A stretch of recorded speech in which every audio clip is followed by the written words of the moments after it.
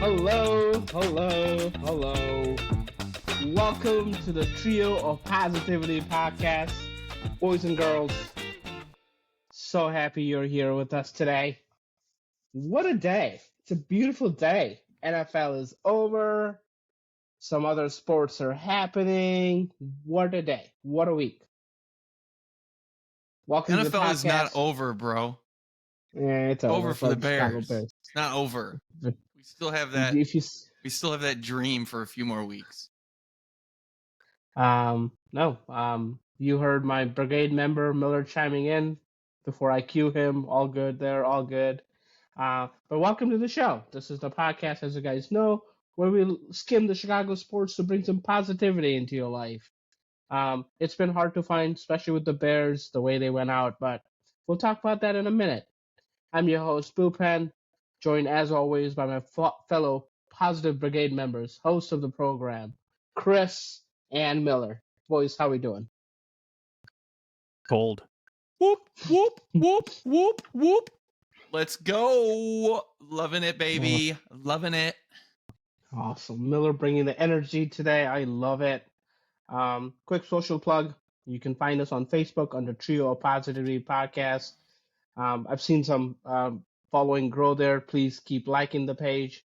We need that community to build up so we can do more better things there. At Twitter, we are at Trio Positivity. We will probably try and build that up soon too. And our website, trioofpositivity.com. I have a good feeling some new articles are coming that way. I see Chris smiling. I think he's doing it in his head right now, making plans. So look out for those as well. In today's episode, what we will do is we'll discuss some baseball news, the madhouse in Madison, some coaching changes in the NFL, fairly NFL-centric episode. We'll talk some playoff matchups as well, and in the end, we'll review the Bears season in greater detail. We have some plans for the next couple of episodes. We'll share that with you. The goal is to review how we did the season going into the draft. So we are all prepared and, all ready to head into the draft. You boys ready? We should get this show on the road. Let's do it. Yes, we should. All right. Yes, we should. All right. I know you guys cannot wait for this. Oh, I don't even know what instruments to play for this, but probably the play my own instruments. The greatest move in all of baseball, probably ever. Like, finally sign somebody. You're speaking facts. You remember last episode, or I think it was last episode, or the episode before, we were talking about the pitcher that signed with the Dodgers that no one cares about, that came over from Japan, and how he sucks, obviously, because he's never faced MLB pitching other than the Baseball Classic. Well, you know what? The Cubs just signed one of their own, and I will let you know, he is going to be a Hall of Famer. Hasn't pitched one pitch in the MLB, but he is already on a Hall of Fame trajectory, baby. That's just how we do on the north side of Chicago, like Boopin pointed out when we talked before. That's just how we go roll. And we signed the man in the middle, Shota Imanaga. Yeah. Like I mentioned, I just listened to this for your pronunciation. That's the only reason I butchered this one personally. I think I butchered it. It's okay. It's okay. But in all reality, he is projected to probably be a middle of the rotation starter. It is the first move that the Cubs have made outside of signing Craig Counsell. So I guess bravo. I have been touting free agency with the hope that the Cubs spent, but at this point, Chris has got it nailed where they haven't spent a dime other than this contract, a measly 50 some odd million. So fingers are still crossed that they can get it done. Like I mentioned, he is a left-handed starting pitcher coming to us. He's pitched 8 seasons over in Japan. He sports a 2.96 ERA and about a 4 strikeout to walk ratio. So he gets about a strikeout per inning, which is pretty good.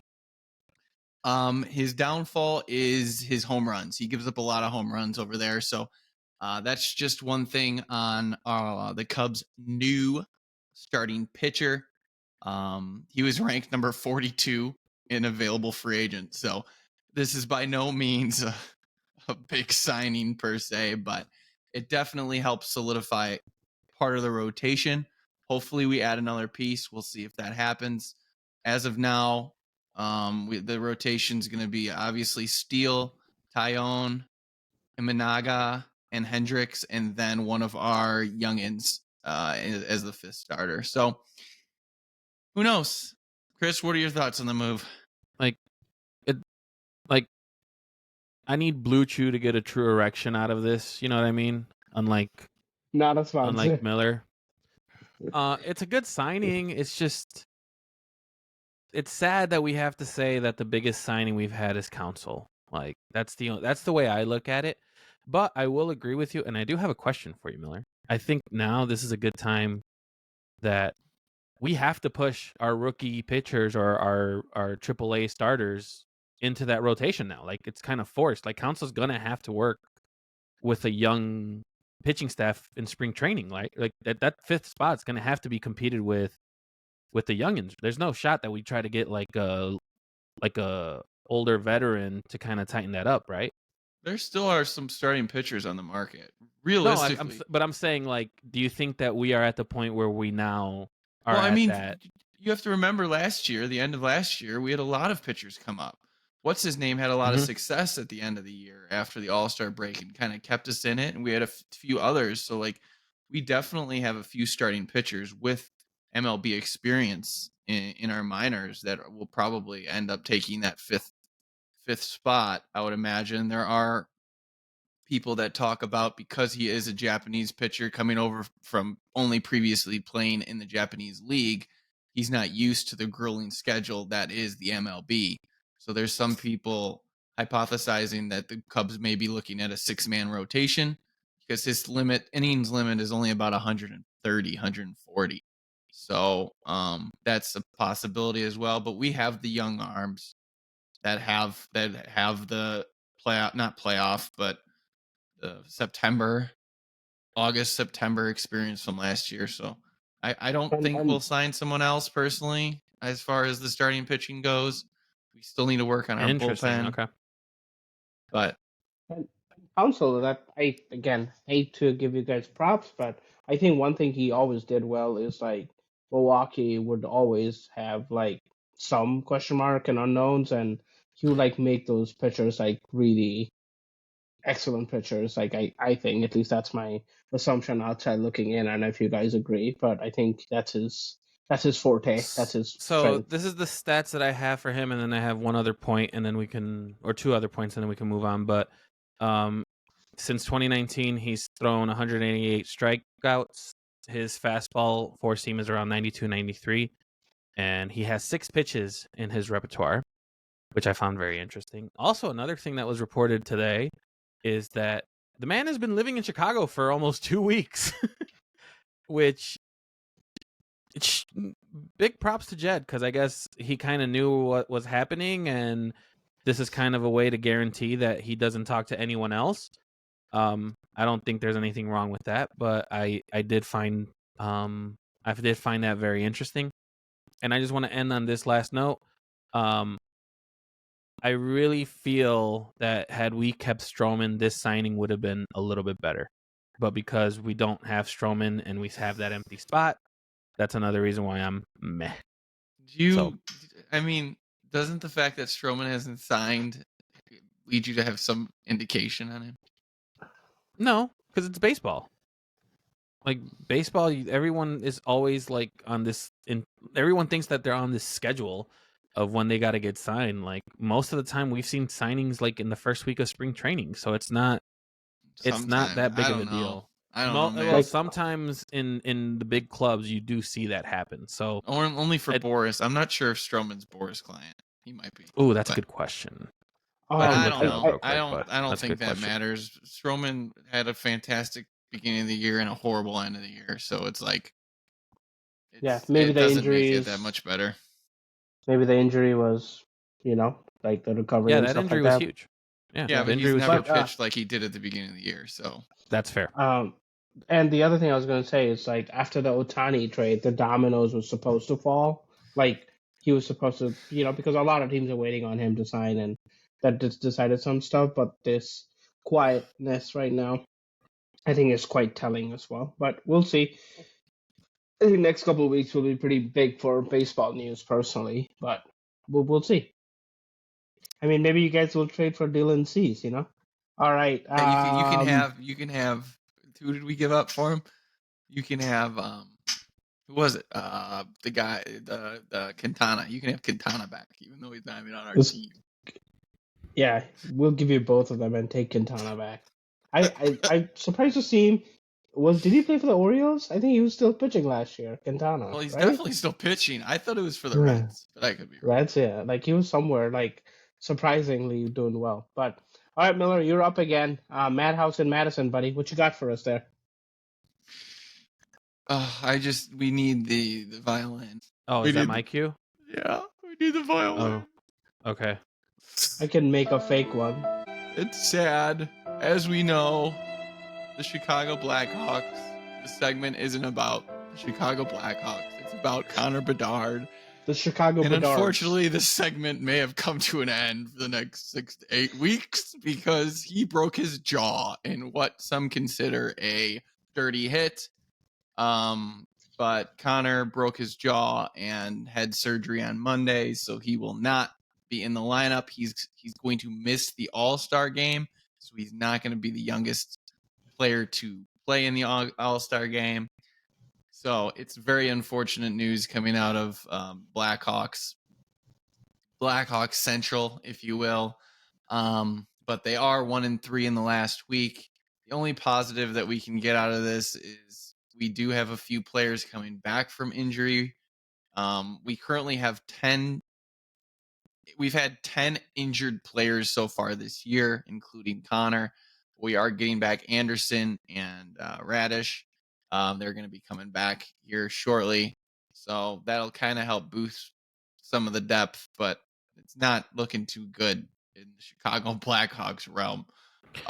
It's kind of going to be sad for the next few weeks. But shout out to the Blackhawks. Not only did they fleece a bunch of fans with their ticket sale special, he's not even going to be there for most of that. So shout out to them on making money. It's very I thought that was Miller's thing. Like he loved rich billionaires. You are also part of them now? I figured. I thought that would be one of his talking points. Yeah. I don't want to talk about it. That's why, because I got freaking, it was stupid. I tried to buy the tickets and it was like a third party company.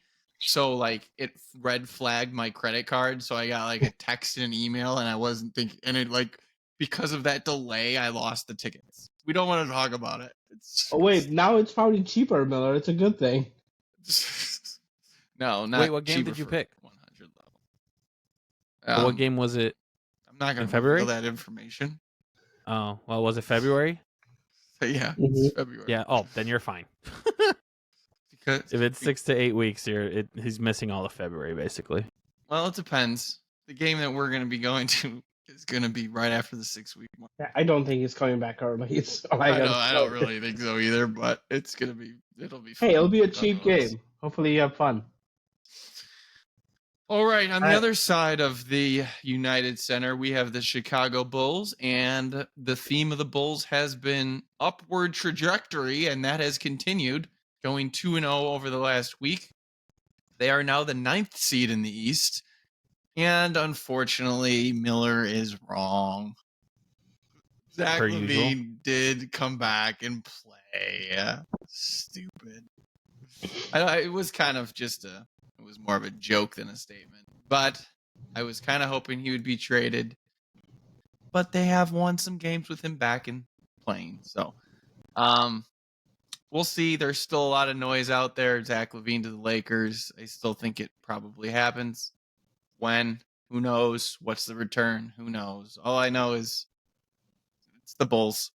They're making some noise, but you know them. They're sitting in average. They're not going to make the lottery. They're going to be a play-in team, probably lose first round. And We'll run it back again next year. Maybe we'll have Lonzo, even though he's not playing anymore. Man. That's such a sad story. But not only is Levine still in the rumors, but DeMar DeRozan trade rumors have picked up as well. And do you think they're going to trade both of them? I wouldn't be surprised. I think one. You think it's going to be a complete teardown? Well, we talked a little bit about it before. We kind of said, are the Bulls a play-in playoff team? And if we said yes, do we feel like the team has a chance to make a run in that position? No.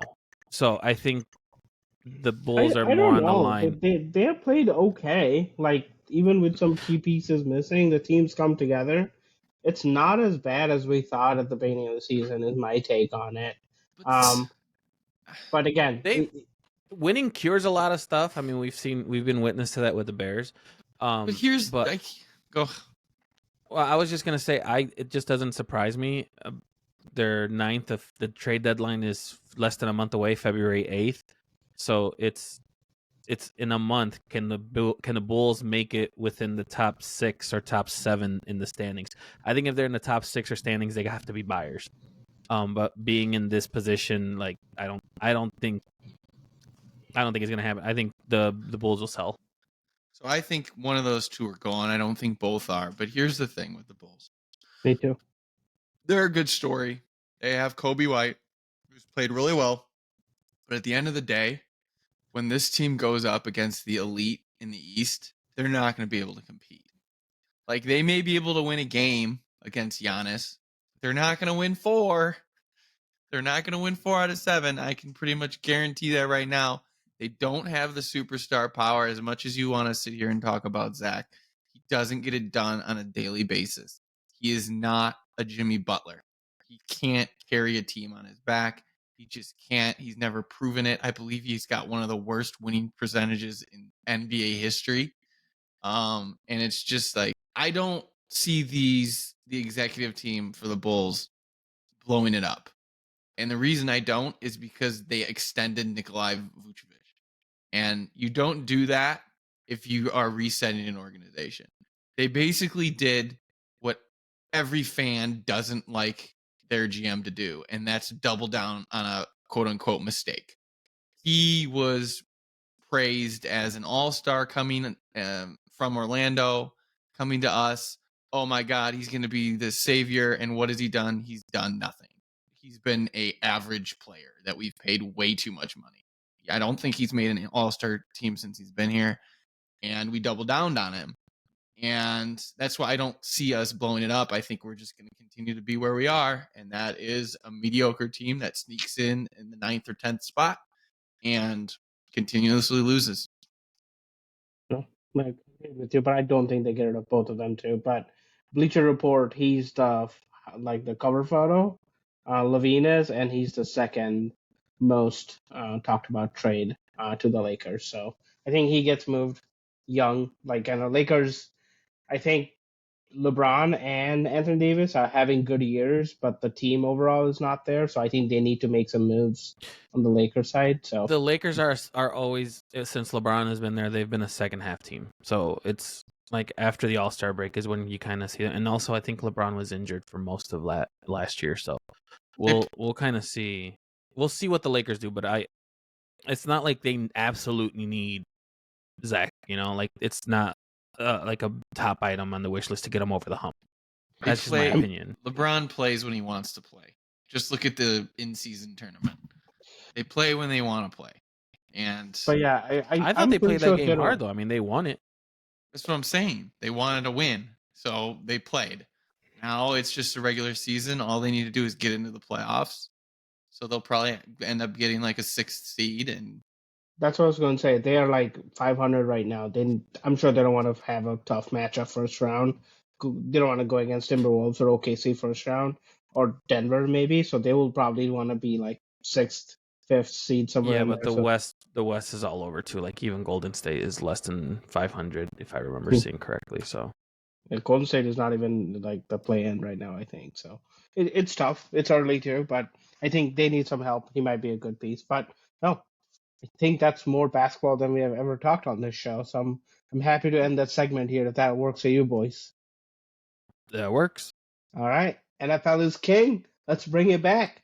I want to run over some NFL coaching changes that recently came about and ask you guys what you think is the best situation if you were one of the coaches, going in one of these situations, where would you want to go? Okay? All right. Awesome. In some shocking news, Seattle got rid of Pete Carroll as a coach after 14 years. He just had one losing season, took him to back-to-back Super Bowls, won a Super Bowl, but he's out. I think lately they've been bad. They are 25 wins, 26 losses in the last 3 seasons. It's one playoff experience, and that just I out wish the Bears had that. But but looking at him, he's still with the org. Yeah, he's still with the org, and he's 72 years old. Go ahead, Miller. It's so crazy. Like, look at what he did to Russell Wilson. He made him basically into a superstar, and then he crashed and burned. He traded him. And then look what he's done with Geno Smith. And to just let him leave after he turned Geno Smith into a... Didn't he make the Pro Bowl? He did. He turned him into a Pro Bowler from the Jets. Like, I can't believe they got rid of him. This is the biggest surprise. I think it was the offensive play caller more than Pete Carroll, because the offensive play caller left to go to Miami this year, and Geno came back to earth. But Pete Carroll was definitely part of it too. He didn't come back. He didn't play. Geno was top 5 quarterback last year. I'm pretty sure. Well, I know he wasn't going to do that again, but he wasn't that bad. He wasn't like Jets bad. He wasn't Jets bad, but he definitely had a down year compared to the year prior. I just think Pete Carroll is a hell of a coach, and that's really surprising that they would go a different direction. Yeah. The other one, and I think fairly shocking too, or maybe expected, Mike Vrabel in Tennessee is out after 6 years.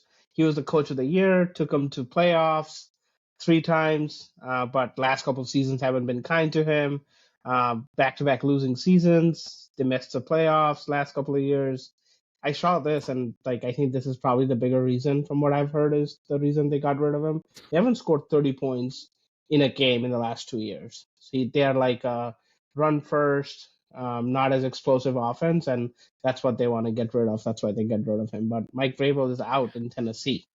Yeah, it's surprising, but it wasn't overly surprising. I don't know. It was would I love Vrabel to be a Bears coach? Yes, but at the same token, it's it's kind of expected. He's been there for 6 years. He hasn't had a winning. They haven't won a lot. They just haven't had a good quarterback situation, and we don't have a good quarterback situation. And you trade away AJ Brown. This is what you fucking get. Sorry. Yeah. I think this is more on the GM than it is on the coach. But that's just part of the organization. Yeah, the person I was thinking of in Seattle, who went to Miami, is Daryl Bevell. I think that's his name. Yeah, I heard a lot about him. He went down there as a quarterback coach. Yeah, I want him at the offensive coordinator if we can afford him. But anyway, another change. Ron Rivera was fired after 4 seasons in Washington. The new ownership came in last year. Dan Snyder is out. So this was expected. Washington did have a pretty shitty season. That didn't help either. But that's another opening. The last one, very expected. Atlanta got rid of Arthur Smith after 3 seasons. All 3 seasons they finished with 7-10 record, which is kind of amazing. The most interesting part of this is, apart from the team, I think, which is posed to be pretty great, is Bill Belichick is tied to this job. There's lots of rumors that he may go to Atlanta, which I thought was pretty incredible. I haven't heard those rumors. And then wasn't LA was one too? Didn't they get rid of their coach, or was that in season? Chargers? Yeah. Staley. They got fired after the Raiders game. Oh, that's right. That was in season. Yeah. But these 4 and there's a couple other openings in the NFL, boys. Is there one that stands out to you? You think would be a good fit for a coach if you're a coach, if you wanted to go to any of these teams? I have one, but go ahead, Miller. Go ahead. Vrabel to Washington is probably the best. You like the Washington situation? Yes. It's new ownership, and they're going to want to try to get a winning team out there. They already had some hype, even though Ron Rivera didn't do much. The hype with the new owners is there. And I can definitely see lots of draft picks. Yeah, I can definitely see Vrabel like getting full reign and being like a good candidate to kind of take that team over to the next level in the next couple years. I think that would be a great fit. As far as like the best possible like situation, I'm assuming it's Seattle or Tennessee, but it's a coin flip for me on that. I do not think it's either of those. I would say either LA Chargers or Atlanta. And yeah, those are the my reason picks. being is the Chargers, they have their quarterback in Herbert. He's going to be there for a while. They have some talent on that defensive line. So I think that one might be the best situation. And then Atlanta, you got a lot of talent in Atlanta. Like you got Bijan, you got Kyle Pitts, you got Drake London. You just have to figure out that quarterback situation, and that offense could be humming. So if I was a coach, I'd probably be looking at one of those, and I'd probably, I don't know, I might even take Atlanta just because of the potential. If you get that quarterback right, you're pretty much in the playoffs, especially in that weak ass division. Yeah. The only downside I will give to the Chargers is their contract situation is going to be a shit show in the next 2 years. That's true. They do have like quite like Keenan Allen's there, Eckler's there, like older stars for sure. So that's something they have to figure out. Their draft picks, honestly, like the Mike Williams replacement, Keenan Allen replacement hasn't worked out either. I think that's why the GM there also is no longer there. But I'm with Miller. Atlanta, like it's probably the best tight end prospect, best running back prospect, maybe top 10 wide receiver prospect. So all they need is a quarterback, and that team should be humming. So I think Atlanta is the best opening. That's probably why Bill Belichick wants to go there. Or I think hearing you guys out, I can definitely see Atlanta kind of being that choice. The more that I'm thinking about it, I forgot. Not only did they fire the coach for the Chargers, they also fired the GM, and so that's going to be like another situation where I think the Chargers is not like the best choice. But I could see Atlanta and Washington being my two picks now. You guys convinced me. The only reason I had Tennessee and Seattle with the coin flip is because their team was pretty much established. It was an established team. Seattle's not a bad play. Yeah, like they just have to give the quarterback too. I mean, Tennessee though, they're going to lose Derrick Henry, so you don't know what they're going to do running back. They got Will Levis, you don't know who he's going to be. They don't have a wide receiver worth salt. Well, Hopkins, but he's probably going to leave. So I don't know. I don't think Tennessee is going to be good for the next few years. Also, Vrabel got the most out of the players. Yeah, I think the players. That's why him in Washington would be a good fit. I can see that, but the rumors are he's going back to Patriots. Like if Belichick is no longer there or takes a step back, that's a rumor with Vrabel. Interesting, because he was on the Patriots team and probably the staff before he went on to coaching too. All right. Well, thanks for playing along.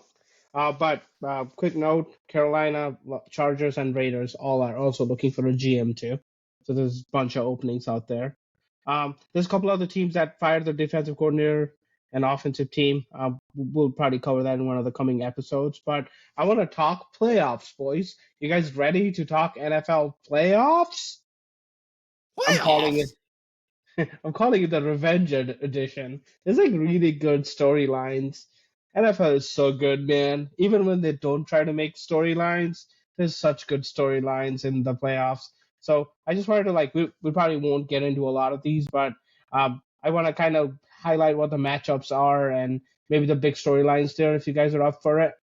Sure. On the AFC side, Browns are taking on the Texans. Lots of storylines there, like a rookie quarterback against like a quarterback off the couch.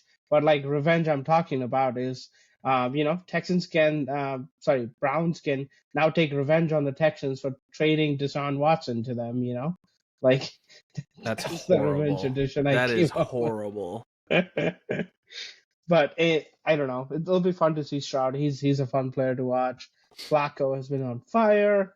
That defense against Flacco, I think, is the matchup to watch out for. I was thinking it was Browns defense against CJ Stroud. I don't know. I feel like Stroud will figure it out, and I think I want to watch Flacco trying to figure it out because he's not been challenged. You're Buffin, what the heck is that thought process? What are you talking about? You're trusting a rookie over a veteran to figure it out? That defense has the Houston defense, like Jesus, like they have something going really good on that team. What the hell is happening? I believe in that team. I don't know, you guys don't have to, but I truly believe in it. Sorry. No, I'm not on your side. Okay. The more I talk about it, the more I want to bet Browns.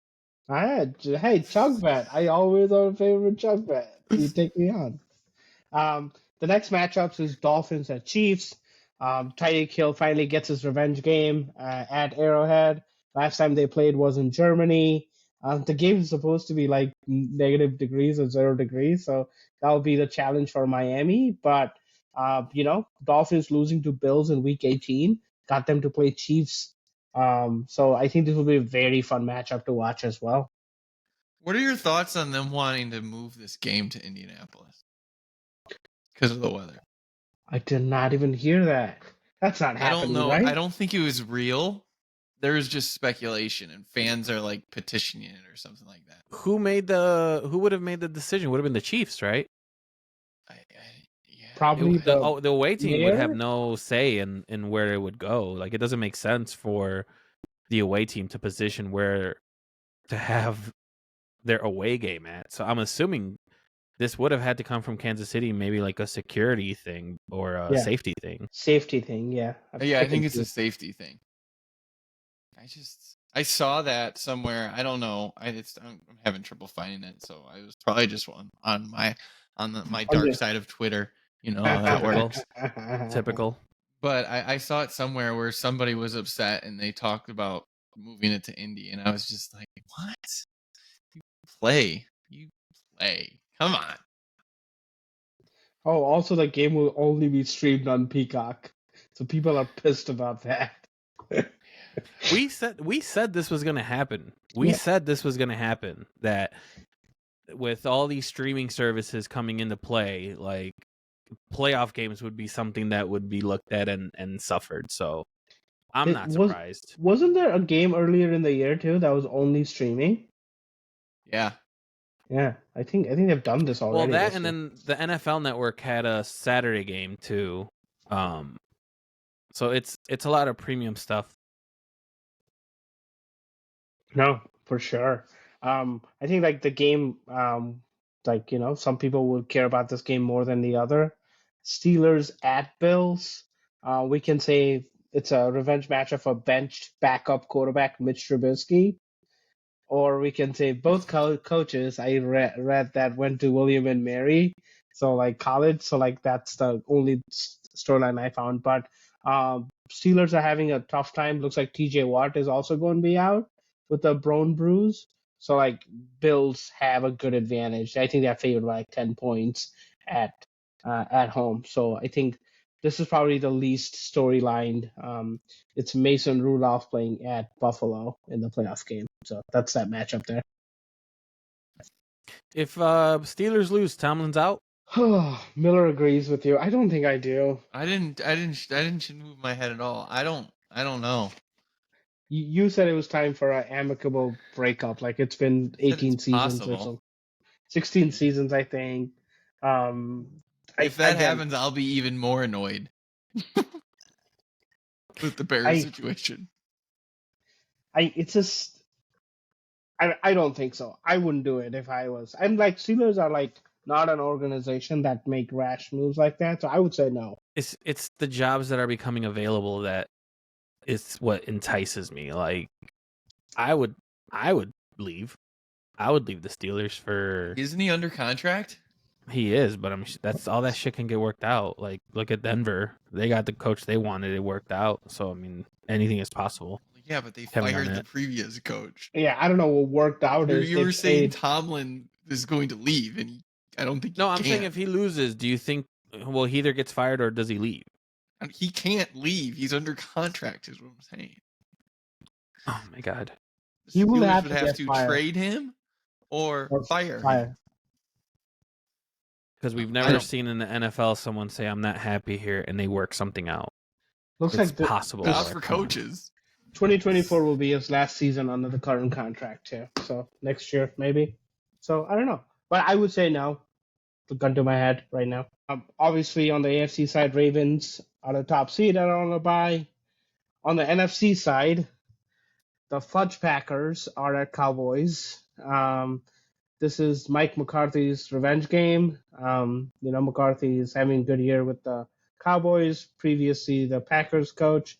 That's an interesting storyline there. I will shut up if the Packers go to Gerald World and beat the Cowboys, I think. That's what I will say. All right. Next matchups, Rams at Lions. Damn, talk about storyline. Stafford comes back to Detroit to play. Detroit playing a home playoff game against Matt Stafford. I don't think the storyline could have been written better by even the best storyteller out there. There's so many good storylines there. That team is done well, but Rams are hot. They're red hot right now, so that'll be a heck of a matchup, I think. A lot of people are theorizing like that the NFL's rigged because of all these good storylines. Honestly, this is probably the best I've seen. But Eagles at Buccaneers. Eagles, after the 10-1 start, lost 5 in a row. They finally made it in the wild card. They're playing at Buccaneers, who are, who are okay, probably have done better than expectations. But I don't know. I will not. I'm always mad at the Eagles after the double doink game. So I'm saying this is karma's revenge on the Eagles fans for being cocky. Now you're just making shit up. After the last couple of seasons. Yeah, that's complete bullshit. Jalen Hurts has been your fantasy quarterback. You've been rooting for them for the last 2 years. Have you seen videos of Eagles fans literally lining up and just chastising every person with the other team's jersey? They just get yelled at. They've been doing that even before they won. It's Philly. I know, Philly. But now that they are good, I think it got out of control. So this is just fucking karma getting them back at it. Because Chicago fans wouldn't be worse. Not worse than Philly. Not that bad. Oh, that's questionable. No way. I have a friend who's a big Eagles fan. I'm going to ask him that question. I'm going to be like, hey, you guys think you guys have been dog shit or that you guys have been a bad team or bad fans, that you guys are cocky and shit, but do you think Chicago fans would be worse? And I have a feeling he would say Chicago fans. There's no bias there. Hey, it's possible. I mean, there's a reputation to maintain there, but again, I think that'll be a good matchup too. I think Buccaneers passing game, put your money on them. I think Mike Evans' touchdown is a guarantee from bullpen in that game. Oh God, we're throwing guarantees. Let's go. NFC 49ers top seed are on a bye. With that being said, drum roll please. We come to the Super Bowl matchup and winner predictions for the Brigade. I'll let the homers go first. All right, Miller, the homer, go first. Niners against Buffalo. Oh shit! He did not go with the. He didn't go with the chalk pickup. Okay, Chris, you wanna go next? I'll wait for you. I wanna. It's just I don't know. I'm not kind of tied. I'll go weird. I'll go Cowboys and Rams. They're both in the NFC, so that's interesting how they're gonna do that in the Super Bowl. I wonder how they're gonna do that. Huh. I was looking at something else. I'm sorry. That would be weird. I'm gonna say Ravens Cowboys then. Well, I want to say I think the biggest upset that I feel would happen, I think the Buccaneers beat the Eagles. As far as the Super Bowl matchup, I am going Dolphins 49ers. That would be good. I think the Dolphins have a good chance, man. I don't know. That team looks just like a lot of fun to root for. The problem is that they're not as good away as they are at home, and they're not going to get any home games. And their injuries are literally piling up. Yeah, but it would be a fun little story. It would be fun. I am at a coin flip with 49ers and Cowboys, though. The Cowboys have looked good. But I think the Niners are going to win it. For your dad? Yeah, and for my pick. Oh, you have money already on it? I think for me to just be the single guy out, I would want the Dolphins to win. That would be. I think so. I didn't pick that, Chris, because I think it's a lot of Hard Knocks hype, which I've been watching as well. Dude, I love that team. That team's doing so great. That team is just fun. That team is fun. It's just so great to see. But all right, that's our picks. What's your pick? Boring. You didn't give your pick, Boopin. Oh, Ravens and Cowboys. Sorry, I put it on the sheet. And who's winning? Winning. Ravens. Can't say Cowboys. That's man. I feel like there's going to be some implications with that kind of win. That's going to be interesting. Interesting pick. Chris, did you say Dolphins will win? I picked the Dolphins. Okay, awesome. All right, I've documented all that. We're boring, so we will not put anything and no bets on the line because we're boring people. All right. That being said, that brings us to the main segment here. Just so you guys know, we are planning multiple episodes in this series where we will look into each position group of the Chicago Bears. We'll grade them. We'll talk about the draft, how it went. Then we'll also talk about draft projections. We're hoping this to be a multi-week thing, hopefully leading us pretty close to the draft, if not all the way there. So that's what it is to come today. But what we are doing today is we'll talk high level as to how the Bears did, what the record was, and things like that. Some early scheduled prediction we did preseason in the season before the season began. We'll talk about some of their wins and losses.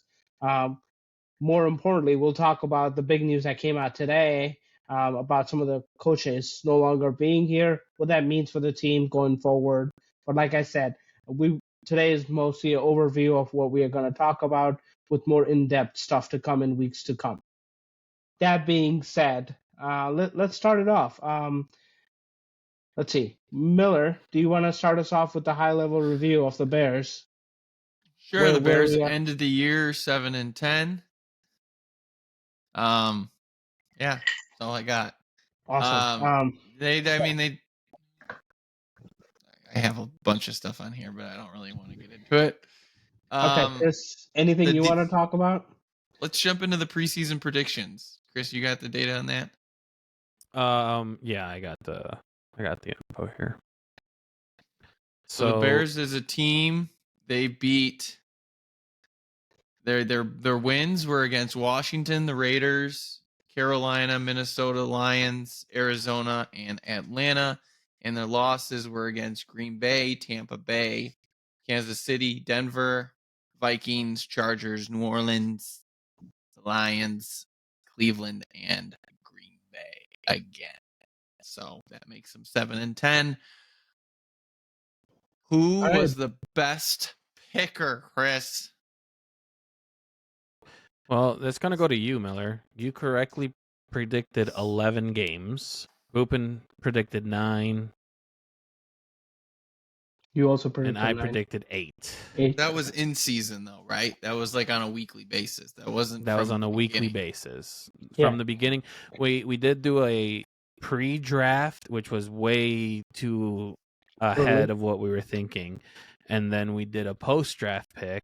And funny enough, we had the same exact records with a couple games that were switched in. Of course, me being the true ultimate expert when it comes to everything Bears, I correctly predicted the Bears would go in both sections 7-10 for the season. I apologize that you had to listen to the other 2 homers during the podcast, but I just want to make this very clear so that the people in the back can definitely hear it. Boopin and Miller are fucking idiots. I'm brilliant. We move forward. We say that every day. Chris. But remember, I got 11 picks right during the season. Which I think, and I was going to talk to you about that, Miller.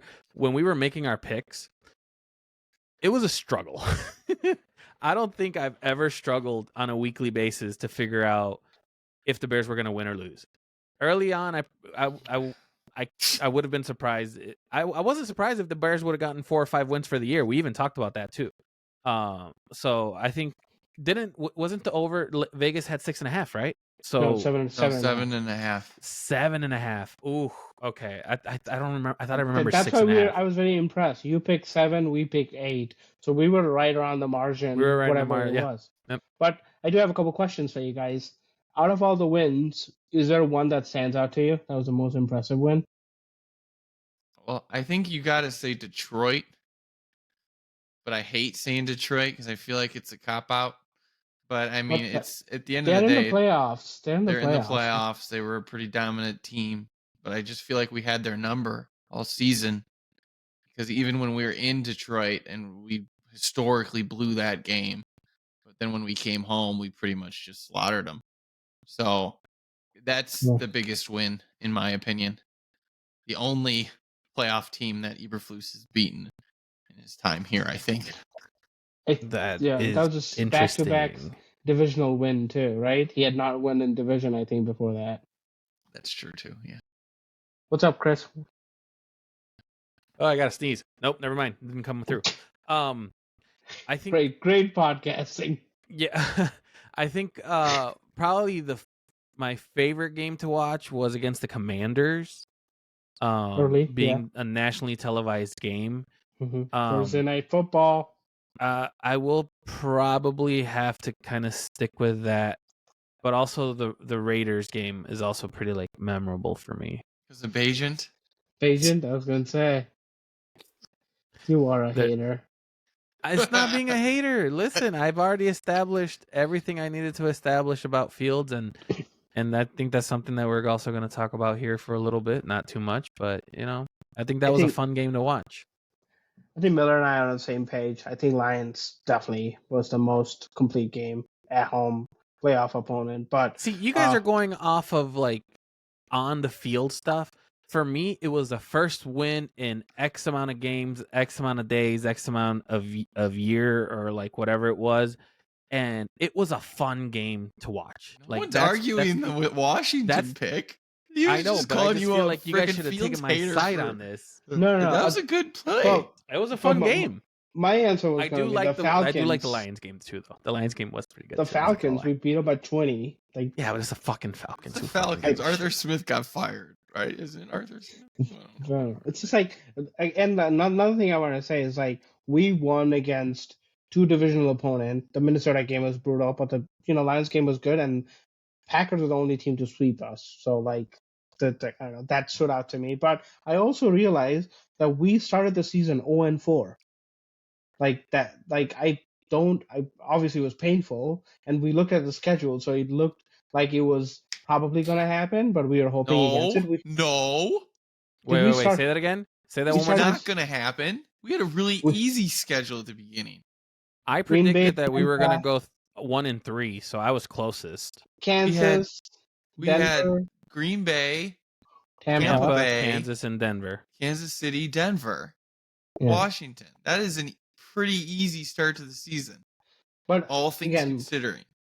My point was we didn't get our first win until week 5. And I don't think I remember that right now. Look, I had to go back and check to see that. And we were 4-8 at the bye. Then we started the year 2-7. Yeah, 2-7, 4-8 at the bye. It was just some of these things. I don't think I remember fully now. I'm sure it's painful at the time. Because Field sucked, so you took that out of your memory. Let's see. Another thing I wanted to ask you guys. I had one more thing. The preseason hype I want to talk about, and we'll probably touch on this more. But just Justin and the offense had a lot of preseason hype. We were being compared to the Eagles and how their team jumped to third year and made a Super Bowl. I was reading some storylines from week 1, and that's what I caught too, and I was just made me sad, mostly for what the expectation was from the team. Even though none of us here, we all were 7-8 team wins, but that was being talked about in the media. I think that the up biggest thing that people forget is that preseason, before all this, they were saying that Fields was an MVP candidate, and that is what makes it sad. That all that hype for Fields, and again, some of it might have been warranted at that time, but for us to say 7-8 wins and they were still predicting Fields to have MVP, it was bad. Well, I think it goes into the fact that if Fields was actually performing at an MVP level, it was probably going to be more like 10 wins because the schedule is there. And even if you look at what the Bears did, having 3 historic losses against Denver, the Lions, and Cleveland, like if they win those, you're talking about a 10 and 17 for playoff. Yeah. Like, so, but yeah, he definitely did not live up to preseason hype, at least at the beginning. After this pretty sad season, the Bears are picking number 1. Thank you, Charlotte. And number 9, that's our pick, and the other pick is from the number 1 pick from last year. So fairly impressive draft picks, at least 2 in the top 10 is very promising to a team that has some potential. I feel like that should be a really, really promising thing. Yeah. Awesome. Well, got to talk about the bad news. Came out early this morning, if I remember correctly. We got rid of a bunch of coaches on the team. It'll probably be easier to say who we didn't get rid of, but because we are contractually obligated, I'm going to run through all the coaches that we got rid of today. We got rid of our offensive coach, Luke Getzey, quarterback coach, Andrew Janico, wide receiver coach, Tyke Tolbert, running back coach, Omar Young, and assistant tight end coach, Zim Zetz. The coaches we have remaining on the team are Eberflus, our head coach, the offensive line coach, Chris Morgan, and the tight ends coach, Jim Dre. It's for offensive, right? We have defensive, I think. Yeah. I don't know why. I guess they just kept him on for some reason. They mentioned it in the presser. I didn't hear it. Who? I don't understand why they have offensive coaches on this team. Because I would assume that the offensive coordinator who they're going to bring in is going to bring in their own guys. So the offensive line coach is getting credit for Braxton, his development from last year. Wright, he supposedly put Wright through a very rigorous workout, and Tevin Jenkins' development is all being credited to this offensive line coach, and the Titans coach is being retained because of Cole Kmet, is what I read. Again, I get that they're retaining him for those purposes, but at the end of the day, I would think they're probably good. But good riddance on Luke Getzey. Where you guys stand? I'll let Miller go first because I have notes on this. Okay, so where do I stand? I hate this. I hate it. 100% hate it. My stance before all this was all or none. I wanted everybody fired or nobody fired because this puts us in Bears purgatory again.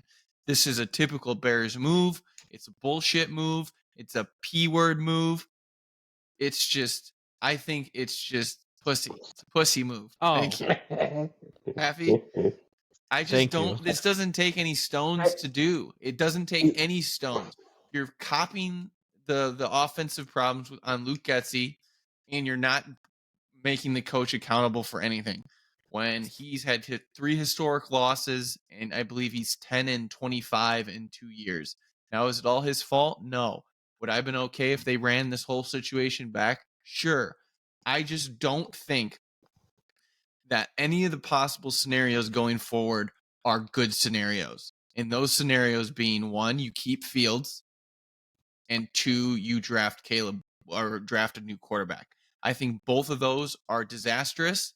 Fields, because he's going to be learning his 3rd system in 4 years, which is never a good thing. On top of that, it usually takes at least 1 year to understand verbiage in an offense and 2 years to grasp the offense. So that means going into his 5th year option, if we pick it up, he's going to be, we're not even going to know if he knows how to run the fucking offense. And then with Caleb, he's going to come in, and you know what? This team is on an upward trajectory, especially on a defensive side of the ball. If he comes in and has any sort of setback, if this team goes from 7 wins to 5 wins, you're talking about Eberflus going 15 and rough math, what is that, 13 and 38. 15 and 38. Are you really going to keep him next year? And I think the answer is no. So then we're doing what we've done the last 2 fucking quarterbacks that we've drafted. I think this is a horrible move. It's disastrous, and I hope I'm wrong, but history tells me otherwise. It is, you're right. It is what Bears do. They did it with Trubisky. They did it like it's the same philosophy, and I can see why you're frustrated with that. I something needed to happen. I think Flus had done enough, like especially calling plays on defense, to stay here. I can see why you wanted him gone. There was definitely like points on the other side, but for Field's sake, if you're keeping him and continuity's sake, I am glad Flus is here. But I think Getsy's like screens and those just he didn't throw a single pass in the third quarter at Packers. Like I know the O line was having issues, but not a single pass. Come on, like just like something needed to happen if we were to either figure out Fields or whoever the new quarterback is. Like something needed to happen. So I am okay with this move, not ecstatic, and I've seen the mistakes Bears have made in the past. I see why you're apprehensive, but I want to be positive about this move. I think it's a good path forward for the Bears. So this I had to take a couple notes because I was under the impression early on that the coordinators were going to get released and then Flus was going to get fired. And then a report came out that the meetings were over, Flus is keeping his job, and is basically again a brand new coach in the NFL because he's going to basically bring in a whole new staff. With that being said, Boopin, you took one of my points. I don't put 100% of the blame on Getsy regarding the third quarter stuff. That game plan had to have been approved by Flus, and the fact that we still didn't see any offensive progression the way we wanted it to solely falls on the head coach. But I want to thank the Chicago Bears organization for the shit show that this is causing, and it's going to cause all the way until the draft.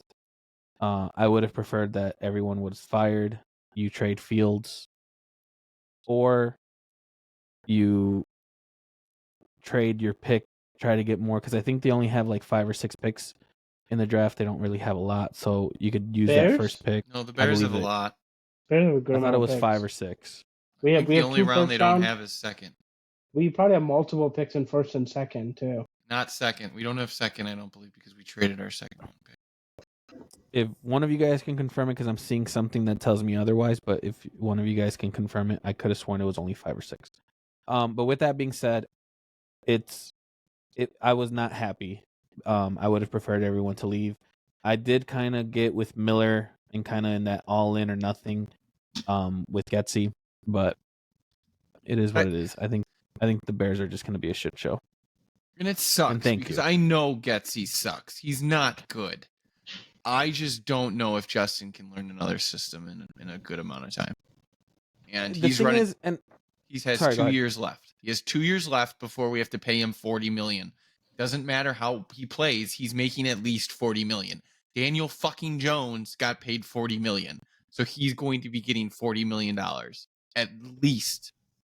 You're looking at it from that aspect, and I brought it up in the group chat, and I wanted to hear your opinion, like voicing it out. I know we had a little bit of a conversation about it, but this is going to be a 1 to 2 year thing for the coordinator. I think we are all in agreement for that. Well, I mean, it's not technically going to be a 1 or 2 year thing, but realistically, if he comes in and he's successful, he's probably going to leave after 2 years. Yes. Yeah. The flexibility it gives them, guys, like it's new for Fields, and that brings a challenge. Miller's right, but if the path is Caleb Williams, like it'll be a brand new staff, so like they can hopefully plan for Caleb Williams, you know. But so that's the advantage I see. But to which standard do you hold it to? Do you hold it to Flus and Poles standard, or do you hold it to the coordinator and the quarterback coach that's going to get brought in? Because that's the part where everyone is going to question it. I didn't want to get into it because I know we talked about not getting into it. But depending on what decision gets made in the draft, that is also going to dictate how that is going to flow. It has to. Like, I think you're right. I think they will have made some decision as to like what direction they will have to if they're bringing a new coach, if they're gonna keep Fields or not keep Fields. The good news here is Fields is getting some buzz. Atlanta Falcons are all about training for Fields. Some other team I saw got tied with him too. Like there were a couple of teams like that were like getting tied to Justin Fields if we don't want to keep him. So like that's the good news I see is like even if we have to move away from him, the new team, new offensive coordinator and quarterback coach will hopefully be tied to the new offense, whoever that is for the quarterback of the future, and then you get rid of the Flus and obviously Poles stays, I think, depending See, on. that was my other follow up that was going to be to you guys. But are you still in the Fields train? The Bears build on the fields on the field aspect, or are you away from it now? No. I think the way the end of the season happened, he did not do much to like change my mind. I think I trust the team to make the right moves for them. If they think the only thing I would not agree is if we keep Fields and draft Caleb. That's the only path I would hate for them to take. Other than that, any path is acceptable to me. Miller? What was the question? Sorry. Is Fields still the guy that you build around? I'm okay. And if the Bears, I want to preface this with I wouldn't hate it if they kept him. No, what did I say earlier? I think I'm on the Fields bandwagon now.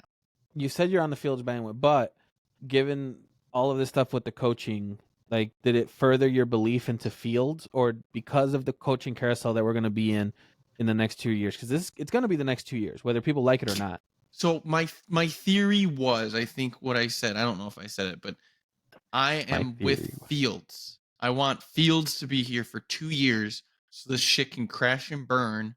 So then theoretically we trade and we get a 2026 first round pick. So then we'll have 2 first round picks and we can reset everything. I think that's where I'm at. Oof, that's interesting. So who's gonna trade for Fields if you're not keeping him after the 5th year? That's a man, Boopin, you're like a fucking journalist here. Who's like? So you're saying we trade for Fields, or you're saying we trade the number 1 pick? Fields. We keep trade Fields, the number 1 pick.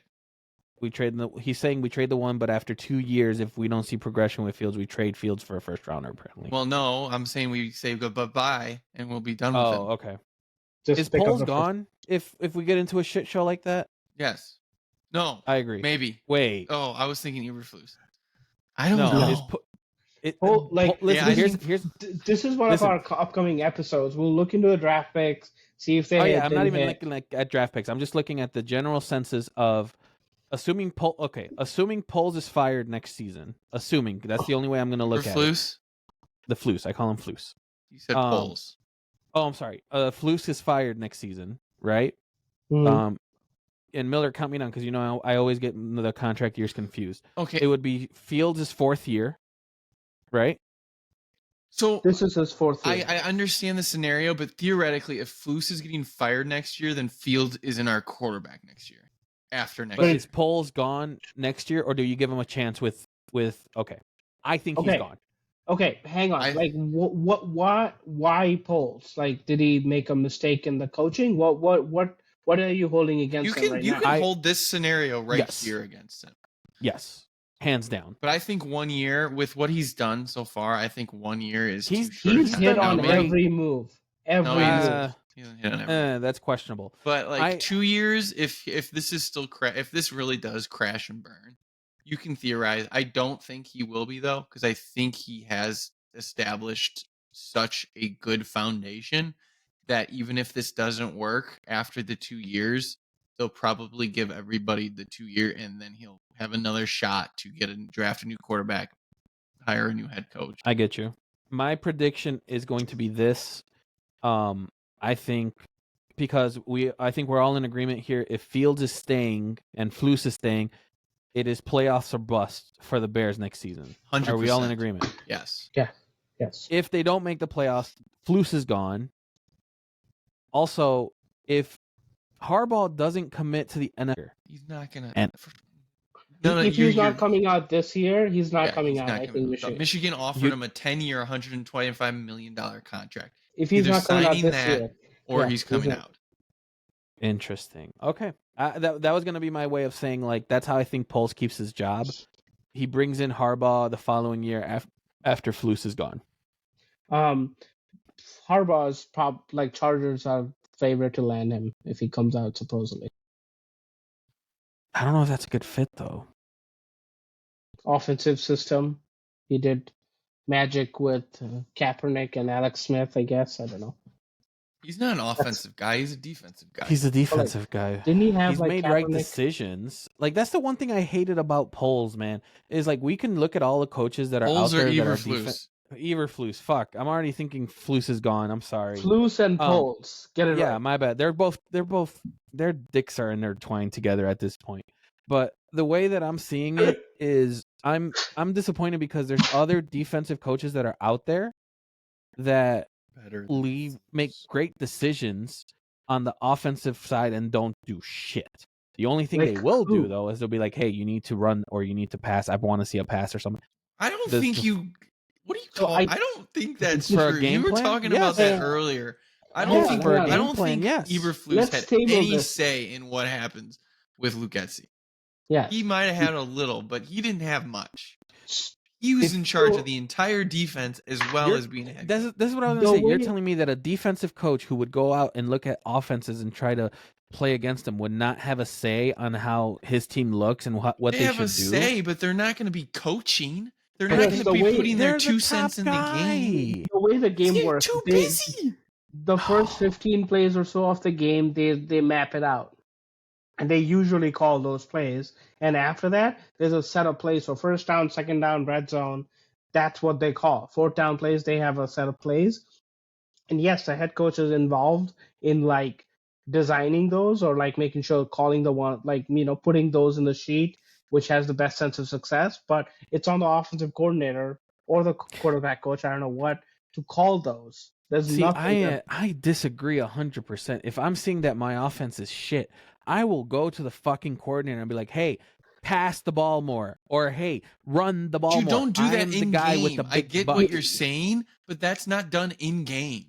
That's done after the game. You watch Hard Knocks. Look at what Tomlin. Oh, sorry, McDaniel. You can't compare McDaniels in that. Hang on, he doesn't even know when defense is even pick six. If you watch the Jets game when they had the pick six, he didn't know it till halfway into the end zone when the defender was running in. He had no idea. He wasn't celebrating till. Why can't you compare Hard Knocks to this? That is literally what's happening. You can't though, because you're talking about an offensive-minded coach and a defensive-minded coach. If you're an offensive-minded coach, you are, of course, going to be more intertwined with the offense. So you're saying offensive-minded coaches do not have a say in the defense, but defensive-minded coaches have say in offense? No. I'm saying if you are the head coach, the top honcho, the main guy, the big squeeze, the big cheese, whatever you want to put a title on, it's going to fall on you.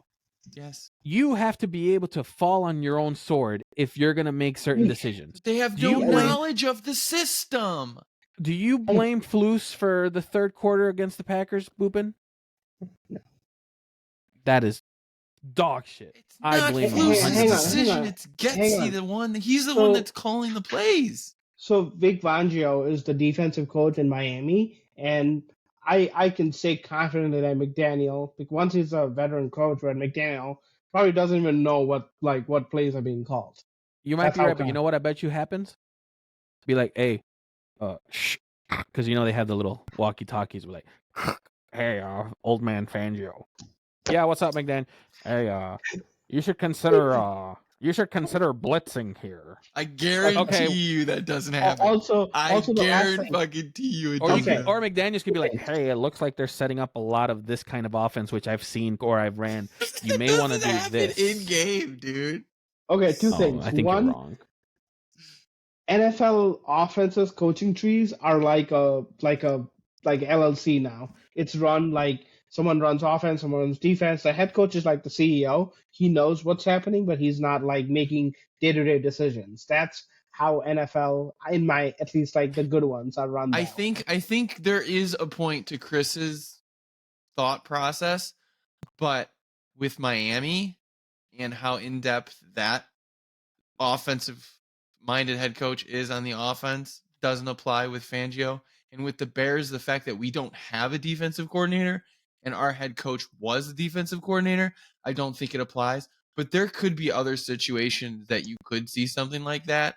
Like, for instance, Bill Belichick, I don't know if he was involved maybe recently, but like over the past few years when they were good, I don't know if he was like really heavily involved on one side. I think he might have had a little more balance where he could step in, but in our situation, there's Bill no Belichick. way. But here's two counterpoints. I don't want to go too much into. I think we already gone too much, and it's mostly my fault. But that's fine. Here's two things with that though. A lot of times on that tree, Belichick has produced more defensive head coaches than offensive coaches. Is that correct?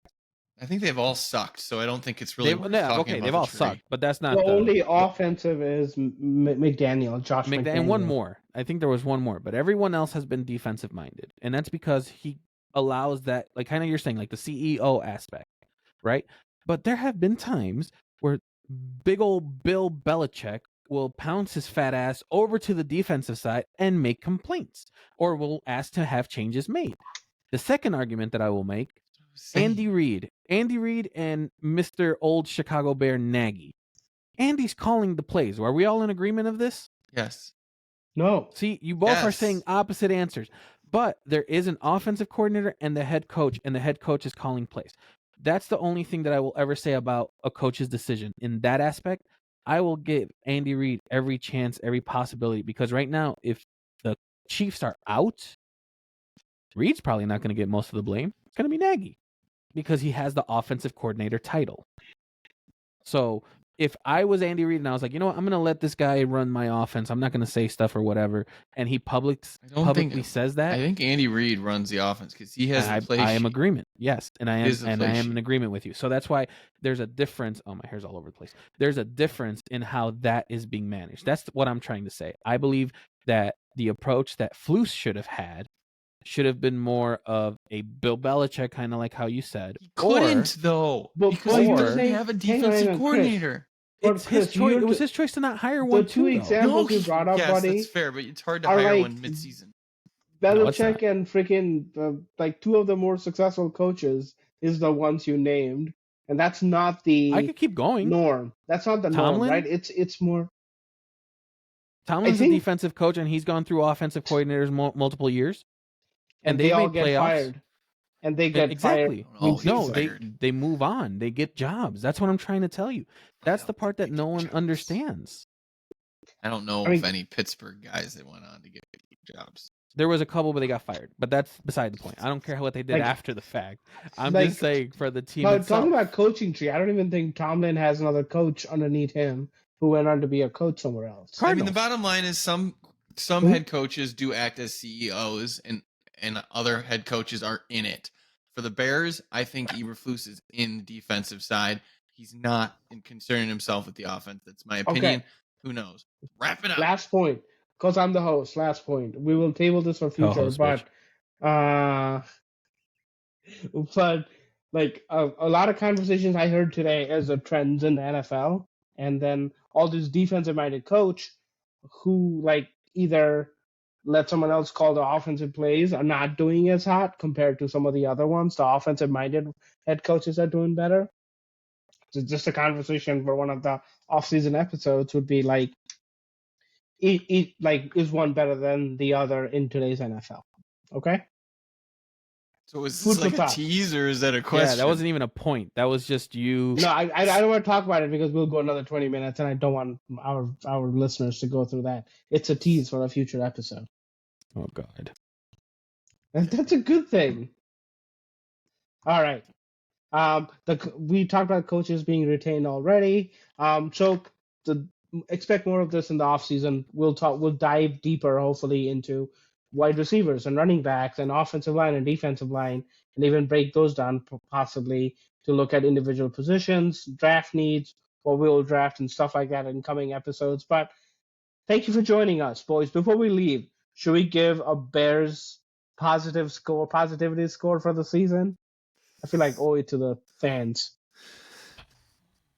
I'm sorry. What was that? I don't even know what was that. I would say the fact that I was Yeah, I'm like 3 or 4. I'll give a coin flip, whatever. Maybe 4. Maybe 4 because we have good draft capital. Since you guys are 4, it was 6. I saw that. It was 6 draft. I don't know why. If you, Oh, 6? Yeah, see, I thought it was 5 or 6. Again, perks of being right. You looked it up on the fucking internet. Jesus. I had it in my notes because I'm prepared. Okay. Well, I'm going to be a 5 because you guys are a 4. You fucking homer. Because I'm the most positive fan out there. Thank you, everyone, joining us today, people. We're calling it quits for the day. We're punching out. But keep that feedback coming. We're a young broadcast. Hope we brought some positivity into your life today. If not, let us know. All the negativity, you can email Miller directly. All the reviews, bad reviews, go to him anyway. But until we find positivity in Chicago sports, we will suffer in our misery together. Have a good night, everybody. Keep going, because it says it's playing, but that's obviously not. Goodbye. We're just going to end it with that. I'm not even going to put this damn song in. It says it's playing, but it's fucking not. Because you don't have it on live, genius. I have it on live. Peace in the Middle East. Bye, everyone.